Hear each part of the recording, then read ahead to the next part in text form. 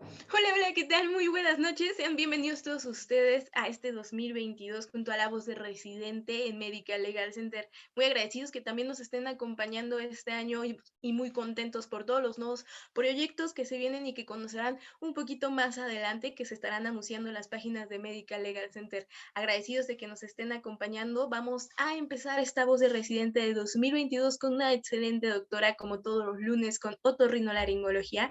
Pero antes de comenzar, les recuerdo que este tipo de webinarios, por si son nuevos y son las primeras veces que están con nosotros, tienen la finalidad educativa. Son pláticas hechas por doctores, para cualquier tipo de duda o complemento en los estudios que ustedes quieran tener. Para esto les recordamos que nos van a encontrar en la página de YouTube como Medical Legal Center. Ahí van a estar viendo todos los videos que se suban, porque no solamente tenemos la voz de residente, que es cuando le cedemos la voz a los excelentes residentes, futuros especialistas del país de México y de partes de Latinoamérica, sino también masterclass, donde tenemos especialistas dando un caso, o teoría del caso, donde son temas generalmente médicos legales. Tenemos diferentes situaciones o casos a lo largo de la semana. Usted es quien decide qué es lo que quiere aprender hoy. Como les recuerdo, hoy es lunes, empezamos con otorrinolaringología, y antes de cederle la voz a nuestra doctora que nos está acompañando esta noche, me gustaría recordarles que estamos también en vivo en la página de Yo Soy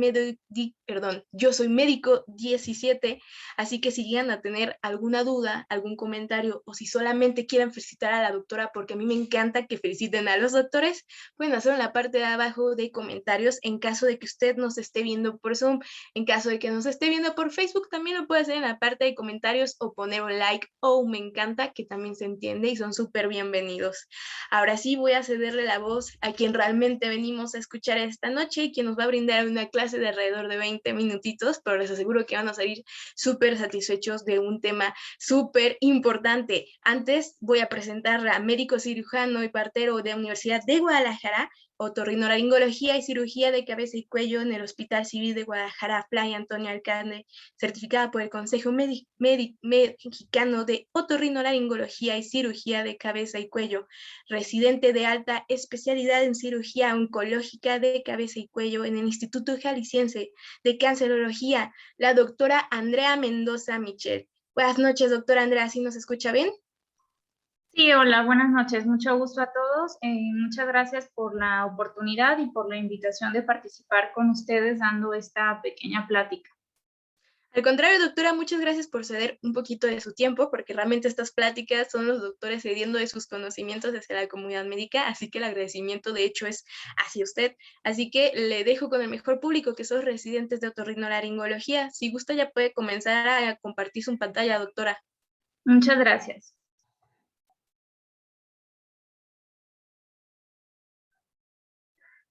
Me parece que está inhabilitada la función de compartir la pantalla para el participante. ¿Lo puede volver a intentar, doctora? Ya me parece como que ya puede. Acá, ya. Muy bien.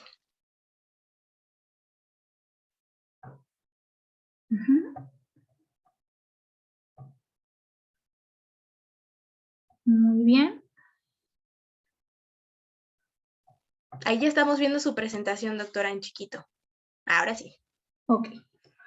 Perfecto, pues el tema de hoy vamos a abordar un poco de las generalidades del cáncer diferenciado de tiroides. En esta vamos a hablar sobre los tipos histológicos, los principales factores de riesgo, la estadificación y un poco del seguimiento de estos pacientes. Es un tema un poquito complejo por el seguimiento que se le tiene que dar a estos pacientes.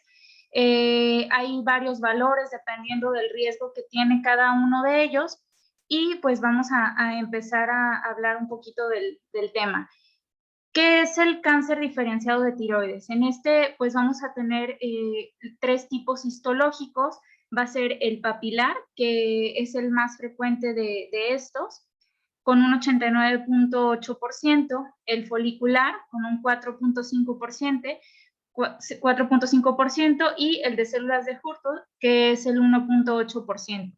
Recordando un poco de la histología de la glándula tiroides, esta va a estar conformada por varios folículos de células cuboides que alrededor o al centro de ellas va a estar el coloide. Aquí se va a realizar la síntesis de hormonas tiroideas, vamos a tener algunas células parafoliculares, células C y las células oxifílicas. Específicamente en el cáncer diferenciado de tiroides, pues va a desarrollarse a partir de estas células foliculares. Esta glándula es una glándula que generalmente está muy vascularizada, el peso normal es aproximadamente de 25 gramos. Histológicamente va a derivar de la eminencia hipobranquial y a partir su desarrollo desde la base de la lengua hasta lograr su posición habitual en la cara anterior del cuello, a partir de la 4ª semana de gestación. ¿Por qué es importante el cáncer de tiroides? Pues es una enfermedad bastante frecuente. A nivel mundial, pues está dentro de los 5 primeros lugares, específicamente en las mujeres. En cuanto a localización geográfica, se va a dar principalmente en Europa, Norteamérica y algunos países de Sudamérica. En cuanto a México, la incidencia por cada 100,000 habitantes va a corresponder a entre un 5.1 y un 8.2 por cada 100,000 habitantes. Específicamente entre sexos, hombre y mujer, va a ser por mucho más frecuente en las mujeres. Esta tabla pues, del cáncer o del Observatorio Global de Cáncer nos muestra cómo en cuanto a hombre y mujer, pues la prevalencia es bastante superior en el sexo femenino. Y pues comparado entre la incidencia y la mortalidad, realmente este tipo de cáncer no tienen una mortalidad tan elevada si se lleva un control y seguimiento adecuados. En cuanto a la epidemiología, este va a corresponder al 90% de las enfermedades malignas de la glándula tiroides. En el Reino Unido, la frecuencia va a ser de 3.5 por cada 100,000 habitantes. En Estados Unidos, solo en el año 2009 se detectaron 37,000 nuevos casos y en el 2014, 63,000 nuevos casos año. ¿Esto a qué se debe? Justo al aumento en el estudio de estos pacientes, al uso del ultrasonido que favorece a la detección de esta patología. Y esto se ha visto más en aumento, lo que veíamos previamente en nuestro mapa, en Estados Unidos y en América. La prevalencia de nódulos palpables va a ser del 5% en mujeres y de 1% en hombres. Y de estos pacientes, el 7 al 15% es maligno. Cabe destacar que, de acuerdo a la guía de la Academia Americana, hasta el 68, se pueden detectar 68% de los nódulos por ultrasonido en pacientes que se les realiza en forma aleatoria este estudio.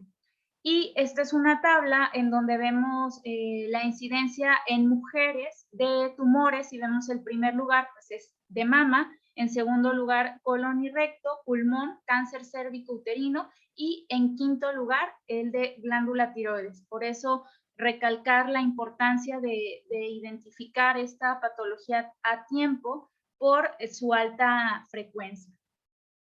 ¿Cuáles son los principales factores de riesgo que van a presentar estos pacientes?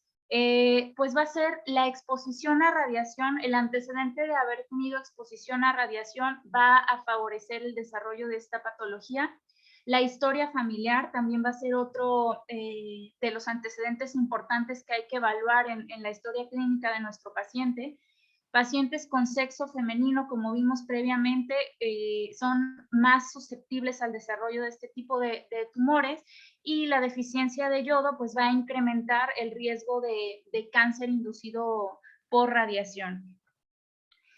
También es importante destacar la asociación a algunos síndromes como la poliposis adenomatosa familiar.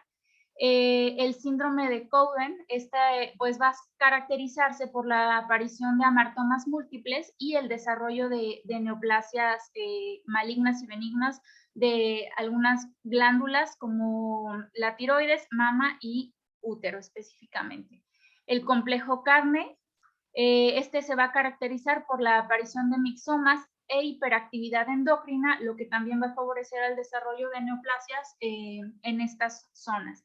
El síndrome de Pendre, que si recordamos, pues se va a asociar a hipoacusia neurosensorial, es una alteración en el cromosoma 7 y específicamente en el transportador de yodo-cloro, por lo cual, además de la hipoacusia neurosensorial, también se puede ver afectada por la aparición de tumores en glándula tiroides. Y el síndrome de Werner, que es progeria, que también se va a asociar al desarrollo de neoplasias tiroideas. Esta pues se va a aparecer en el cromosoma 8 y la prevalencia va a ser del 18%. Específicamente ya entrando al tema del cáncer papilar de tiroides, recordemos que está el folicular y el de células de Hurley. El papilar pues es el tipo más común, este va a estar presente en el 75 a un 80%. La supervivencia es bastante alta a 10 años, si se fijan, pues del 90 al 95%. El sitio más frecuente de metástasis es a ganglios linfáticos, por lo cual es importante evaluar al paciente y descartar que haya enfermedad a esta zona al momento del diagnóstico. La histología del carcinoma papilar pues también va a ser importante. De acuerdo a cuál histología tenemos, pues también se va a caracterizar la agresividad del tumor. Vamos a iniciar con el microcarcinoma papilar. Este va a ser un tumor de menos de 1 centímetro. Generalmente el diagnóstico va a ser incidental y son tumores que tienen generalmente buen pronóstico. La variante encapsulada, la forma folicular va a ser la variante más común del carcinoma papilar. Tenemos la esclerosante difusa, que esta se va a caracterizar por metaplasia escamosa, los cuerpos de samoma, fibrosis intersticial e infiltrado linfocítico. Esta va a estar presente en mujeres característicamente jóvenes y estos es importante mencionar las metástasis ganglionares y a pulmón. La variedad de células altas, esta es una variante de mal pronóstico, agresiva, por lo cual el seguimiento tiene que ser más estrecho. Aparecen pacientes de edad avanzada, hombres, y al momento del diagnóstico son tumores voluminosos. También las células columnares, esta también poco común, igualmente agresiva. Y la variante cribiforme o morular, esta es de buen pronóstico y va a estar asociada, como lo comentamos previamente, a la poliposis adenomatosa familiar. Otras variedades histológicas va a ser las células en clavo con estroma tipo fibromatosis, la variante sólida o trabecular, esta es también de mal pronóstico, la oncocítica de células fusiformes, células claras y de Warthin. Esta va a tener la presencia de áreas de infiltrado linfocítico y de células oxifílicas. En cuanto al carcinoma folicular de tiroides, este va a aparecer en el 10 al 15% de los pacientes, va a ser más común en mujeres entre la quinta década de la vida y va a estar asociado a zonas con deficiencia de yodo. La histología de estos pacientes pues va a ser en relación directa con el pronóstico, igual que en el papilar. Va a ser el mínimamente invasivo, que este va a ser un tumor encapsulado, el encapsulado angioinvasivo y el ampliamente invasivo o no encapsulado. Este va a depender de qué tantos focos o qué tanta invasión perivascular tiene. Y la relación con el diagnóstico pues puede ser histológico, células claras, las células en anillo de sello y el patrón glomureloide. Finalmente, el de células de Hurley, este va a estar pues compuesto por las células oxifílicas. Estas van a derivar del epitelio folicular. El pico de incidencia se va a dar entre la quinta y séptima década de la vida. La relación en hombre y mujer, como en los anteriores, va a ser más frecuente en las mujeres en relación 3:1. Y histológicamente, pues va a estar compuesto de células poligonales con citoplasma acidófilo y la presencia de abundantes mitocondrias. Generalmente se van a presentar como un nódulo único de crecimiento rápido y en este el riesgo de metástasis pues va a ser de 25 a 35%.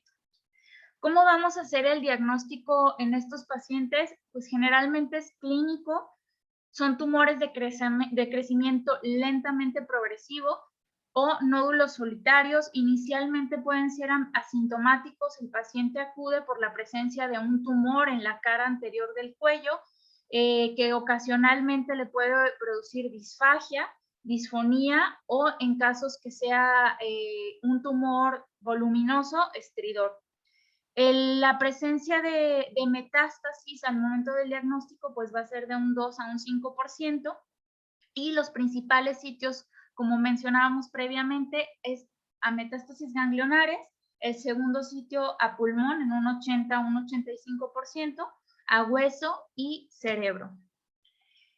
¿Qué estudios vamos a solicitar a estos pacientes? El ultrasonido de cuello nos va a dar bastante información sobre las características de la glándula. Es el primer estudio de imagen que debemos solicitar, porque nos va a aportar tanto tamaño como la presencia y las características de los nódulos. Este va a tener una especificidad del 90% y pues las características que va a tener un nódulo para asociarlo a malignidad, pues va a ser la hipoecogenicidad, la presencia de microclasificaciones, un nódulo que sea parcialmente quístico con bordes irregulares y que sea más alto que ancho, así como la presencia de vascularidad intranodular.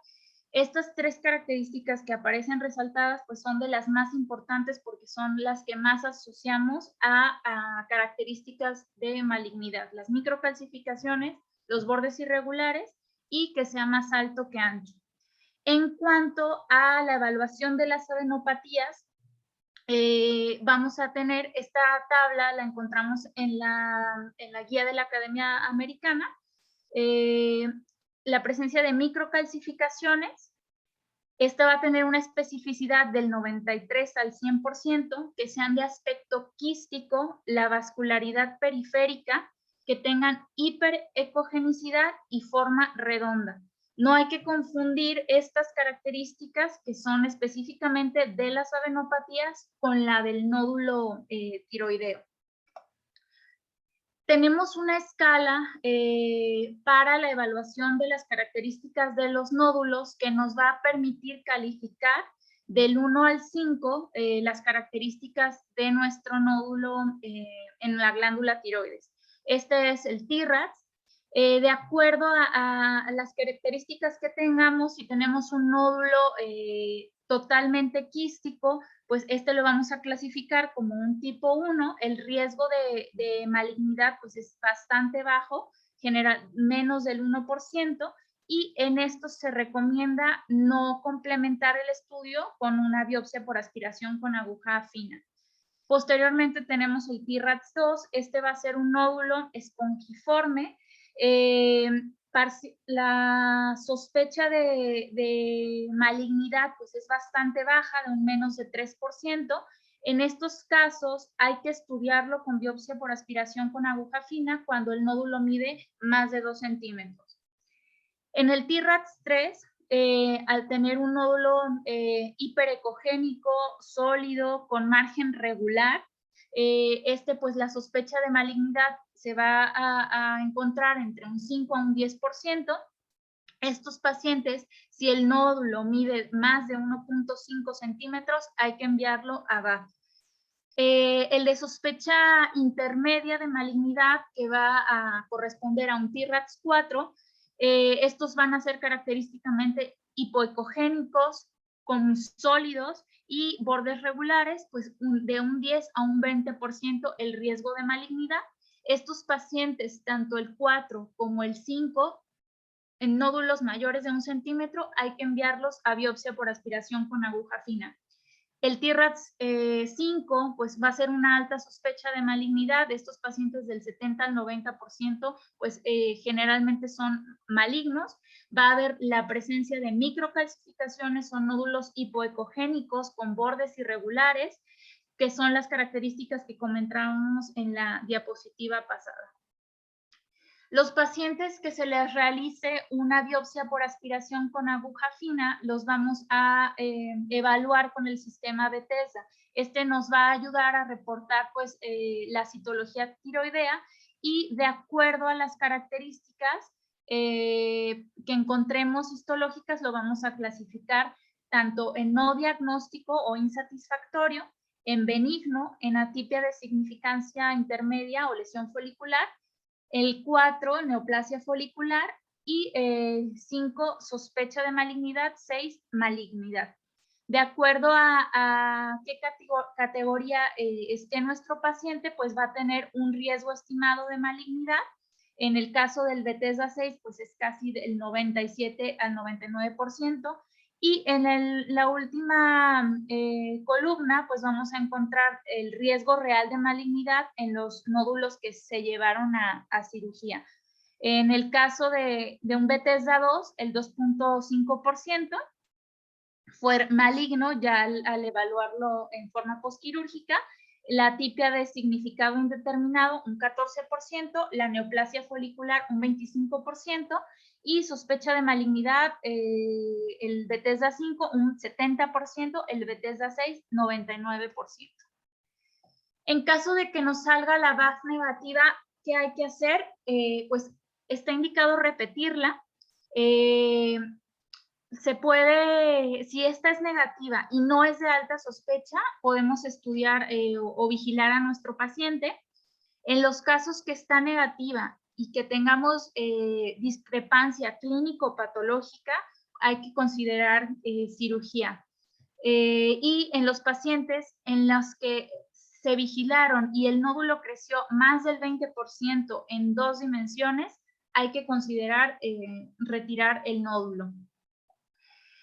¿Para qué otros estudios nos van a ayudar en la evaluación de estos pacientes? Pues vamos a solicitar una tomografía en el caso que haya enfermedad voluminosa, evaluar las metástasis a distancia, como lo comentamos, pulmón es uno de los principales sitios, y en los casos en los que se sospeche de invasión a estructuras adyacentes, hay que solicitar un estudio de imagen con tomografía contrastada para evaluar pues, extensión hacia espacios vasculares y otros sitios y estructuras involucradas, para evaluar qué tan amplio tiene que ser nuestra resección quirúrgica.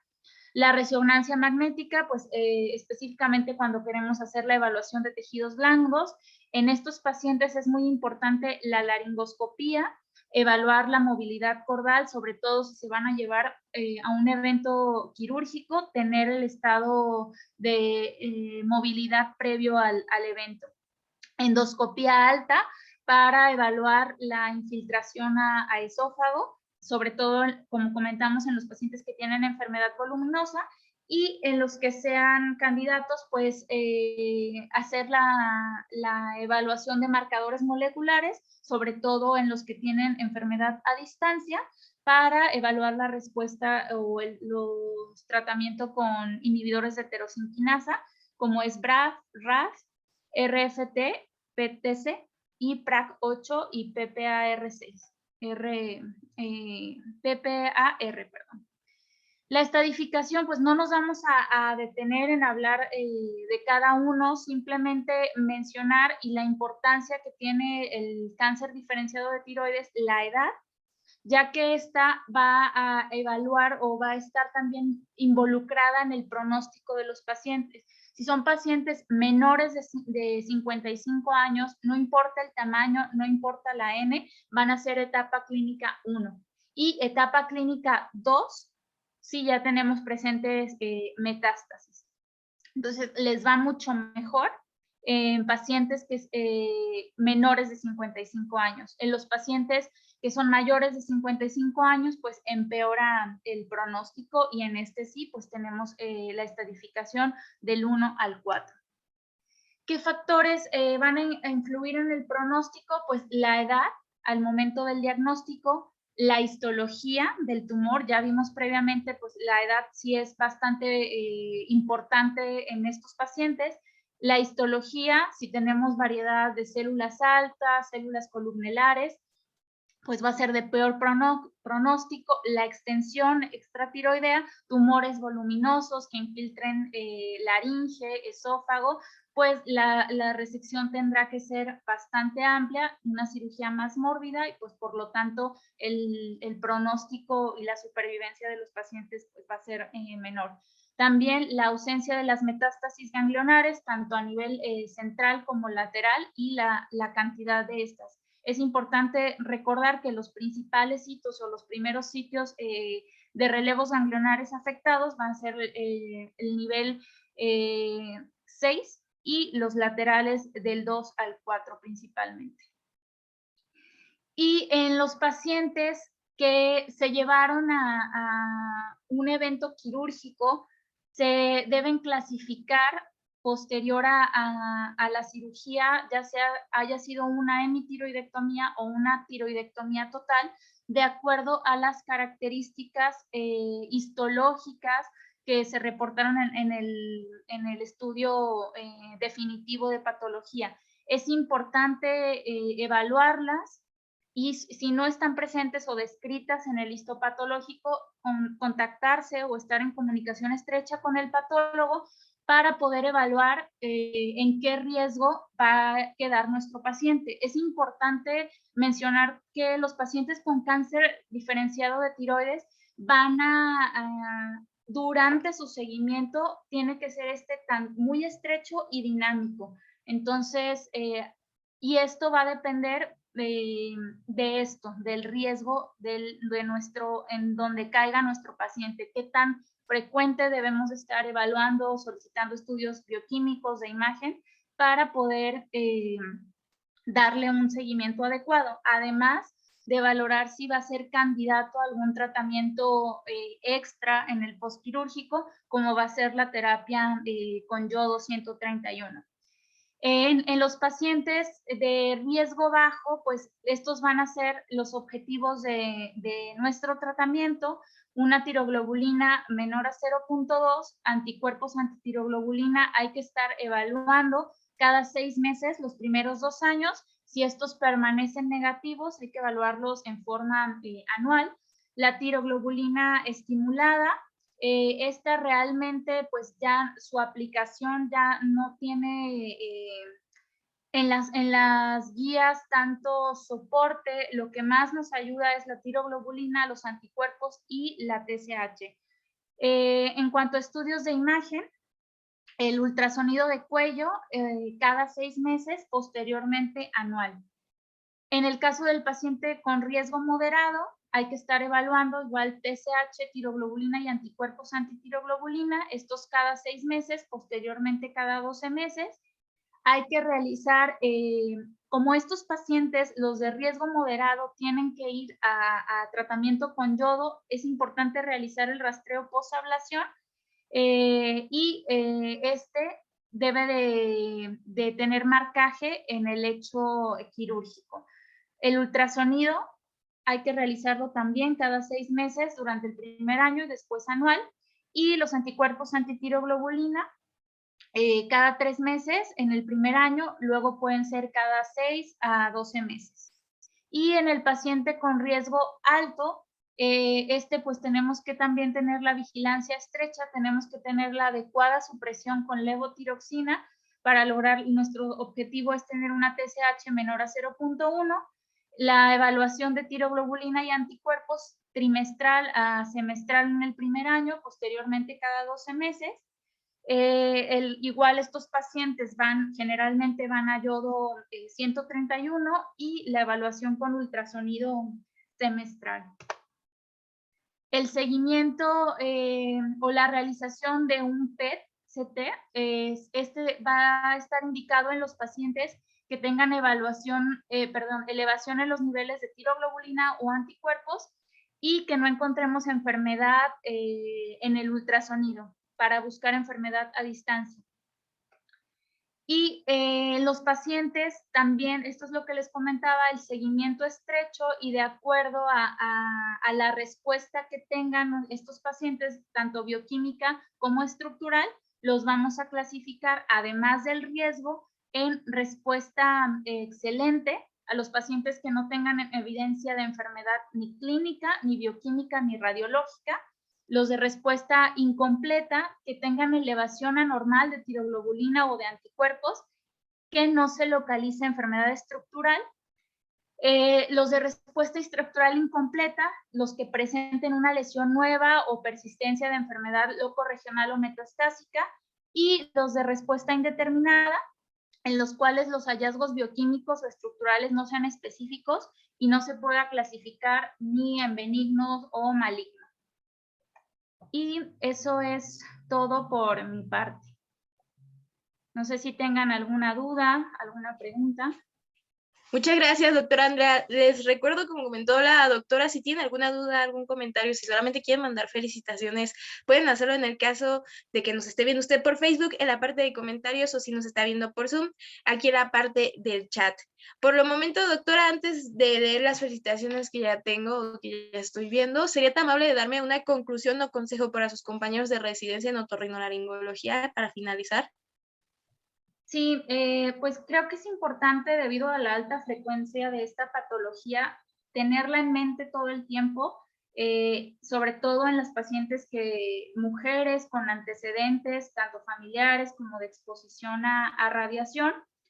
Saber que el primer estudio de imagen que tenemos que realizar o el que está indicado es el ultrasonido, además obviamente de la exploración clínica.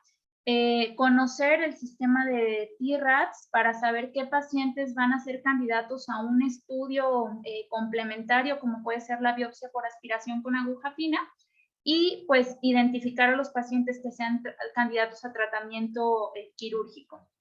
Y en los que se hayan llevado a cirugía, que ya se hizo el diagnóstico, estadificarlos bien, si son de bajo, de intermedio, de alto riesgo, para poder llevar un seguimiento adecuado. Y recordar que el seguimiento es dinámico, porque el paciente puede elevar tiroglobulina, elevar la TSH, los anticuerpos, o tener enfermedad nueva estructural, y pues en estos casos hay que estar con vigilancia estrecha para ver si son candidatos a re-resección, a evaluar si requieren nuevamente terapia con yodo, entre pues todos los tratamientos que se le pueden ofrecer.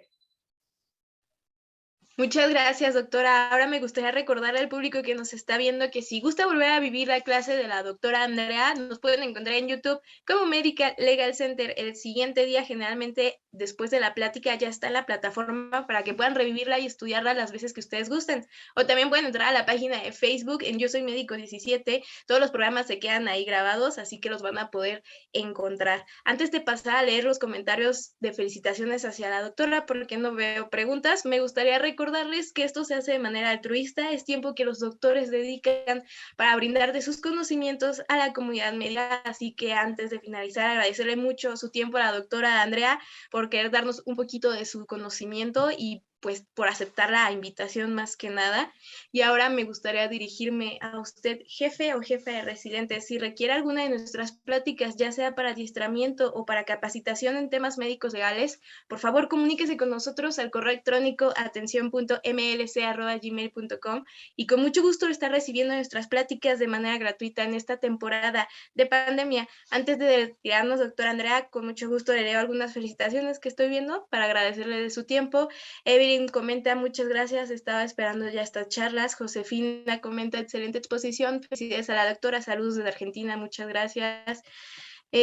Hugo Hernández manda felicitaciones de Puebla, muchas felicidades doctora, excelente tema.